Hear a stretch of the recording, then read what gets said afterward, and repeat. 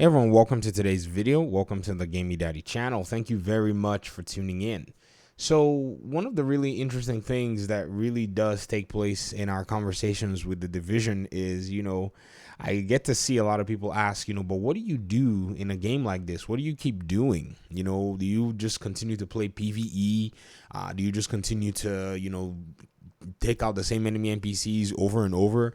And the answer to that for me, as somebody who enjoys PVE, is actually yes. Um, we do the same things over and over again, and we continue to take out the same enemies and run the same missions over and over again. This is what many PVE players did in the Division 1. This is what I did. I played Dragon's Nest. I played the Falcon Lost Incursion. I played Clear Sky. And I played the legendary missions weekly, and that's all I did. I didn't even engage in the Division 1's PvP, even at that time, because I've always believed that the PvP in the Division has never necessarily been meant to be something that was serious. I think it was just more of a fun aspect. Yes, the Dark Zone is the unique selling point in the Division franchise, but, the PvP is not, say, to the caliber of, say, Rainbow Six. Somebody even made a comment on the channel saying, that Rainbow Six is Ubisoft's bread and butter PvP. I mean, with all of the games that they have, they've actually taken time to, invest heavily in some of their PvP franchises, of which Rainbow Six, For Honor, and even their new free-to-play Hyperspace seems to be, among them. The Division, on the other hand, has a very different focus. And that PvP that we have here is unfair. Largely, with the parameters, it's not balanced and not even designed to be balanced, or even given the opportunity to be balanced. And so the PvE is kind of where a lot of the work is done and the appeal for a lot of players.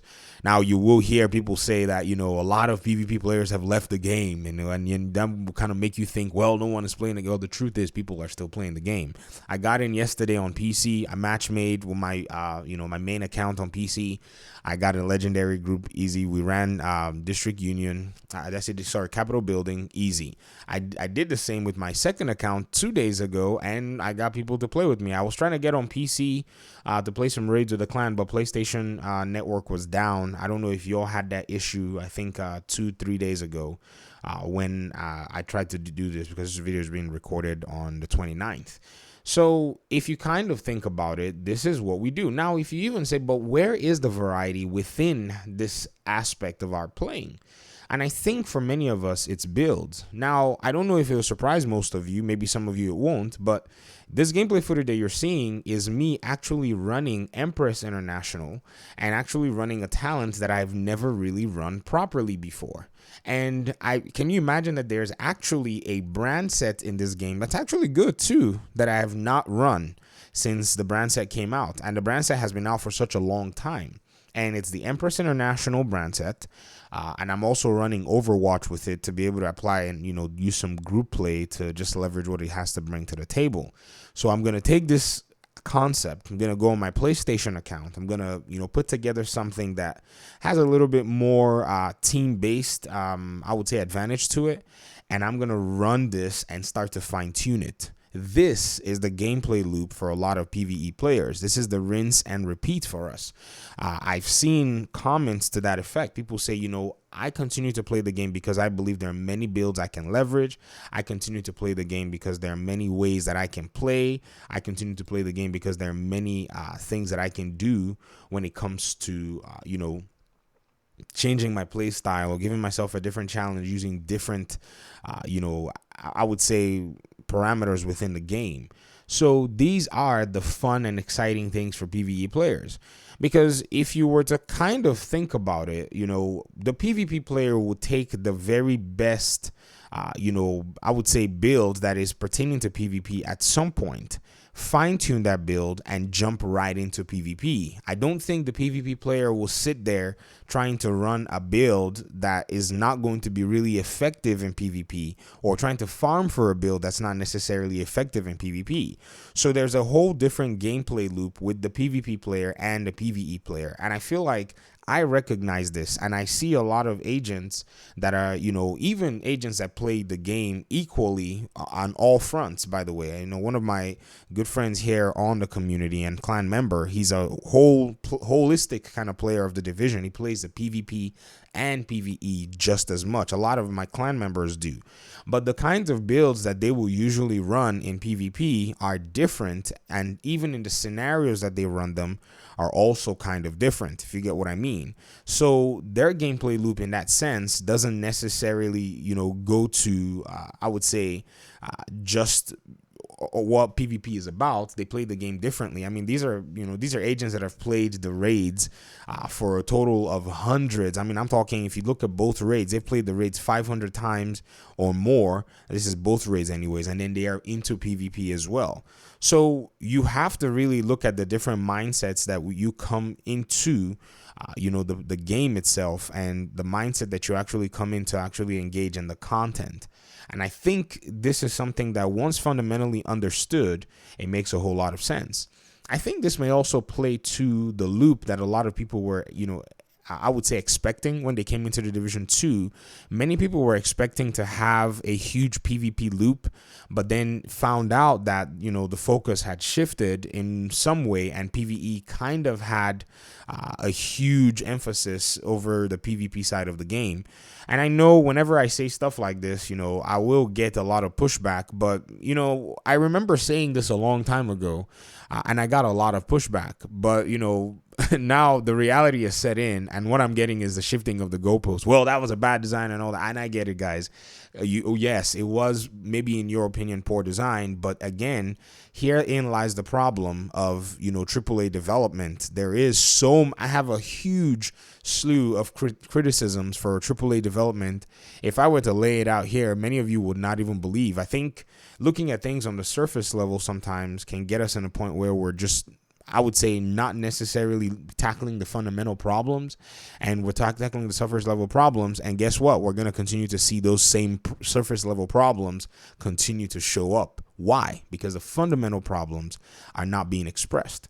Now, let me take the remaining few minutes of this video, to just actually levy those criticisms, because I got this comment that told me that I'm giving, it was a comment from a friendly place, by the way. It wasn't something that, that was actually meant to be insulting, like, some other trolls that I have. But this was saying, I was giving the development, the developers and the publishing companies a pass, and not holding them accountable to their actions. And to that I say, actually, that's not necessarily the case. In fact, when I give a lot of credit to a lot of the big development firms, I'm giving credit not to just Ubisoft Massive's development team. Don't get me wrong. I also play a lot of other games that I have hours in, and I think over the course of the next few weeks, you're going to be seeing these games, and the developers of those games are developers that have a different end goal in mind, a different end goal to bring quality games to their audience and community members.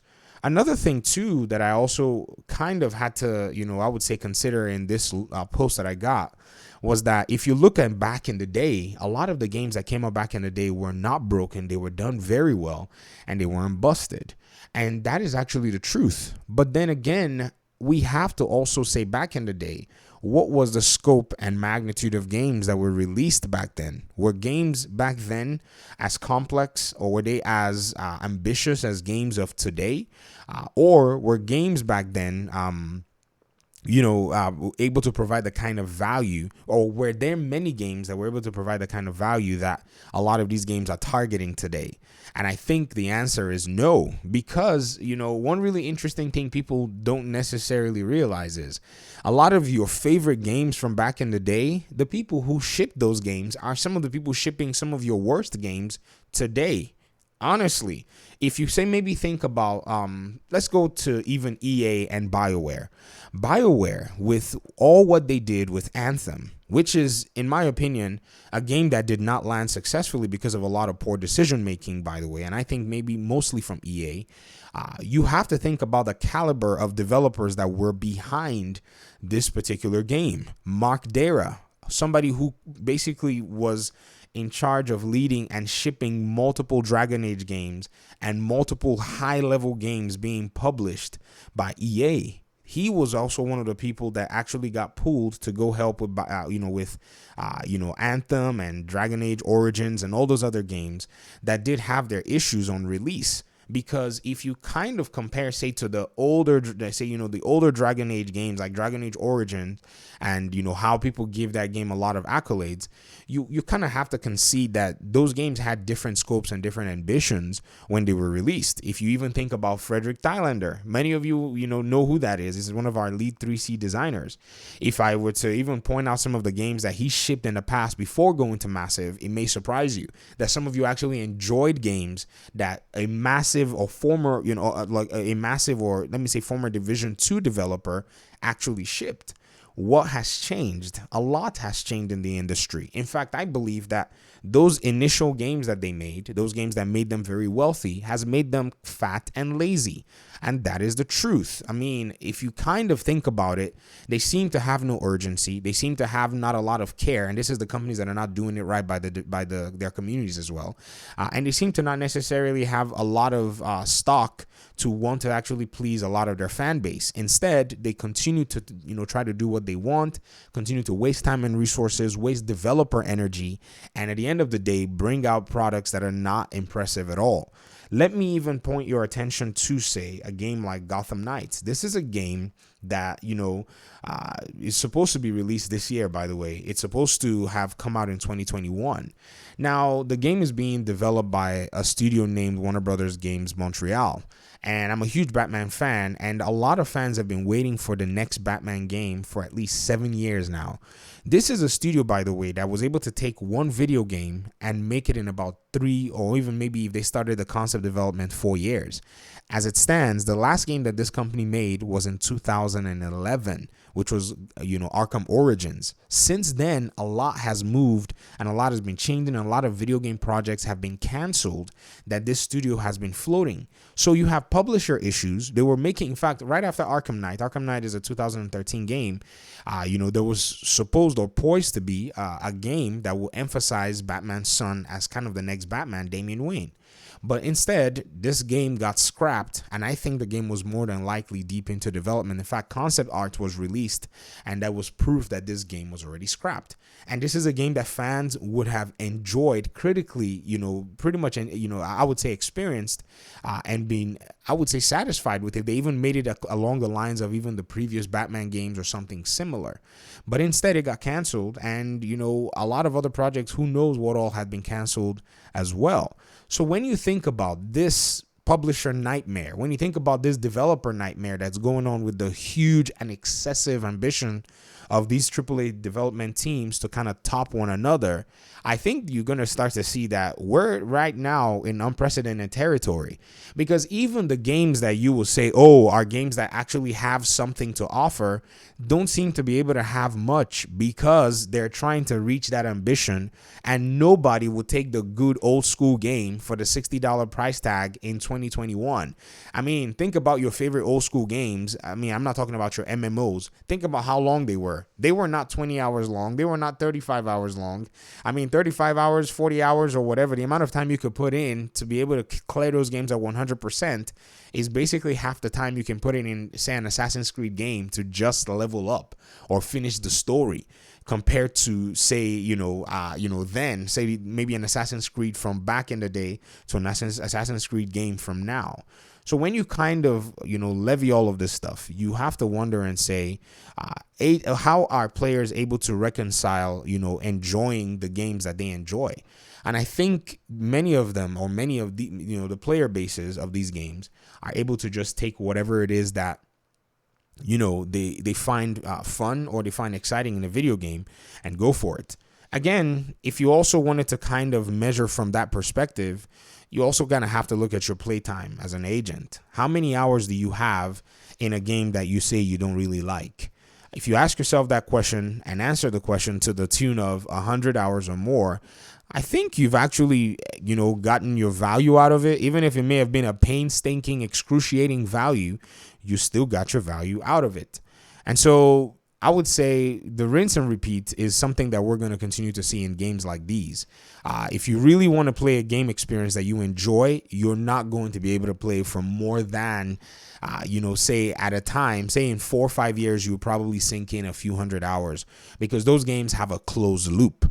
Games with open loops do not in any way allow for this kind of expectation that I feel like gamers have, unless maybe the gaming industry can change its ways and start to move to a very different paradigm shift.